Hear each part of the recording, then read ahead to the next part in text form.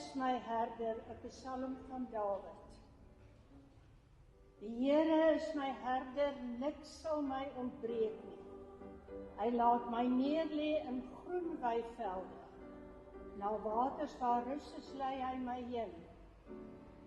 Hy verkoop my siel.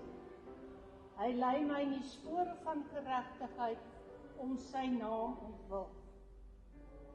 Al gaan ek ook in 'n dal van doodskaduwee, ek sal geen onheil vrees nie, want U is met my, U stok en U staf, die vertroos my.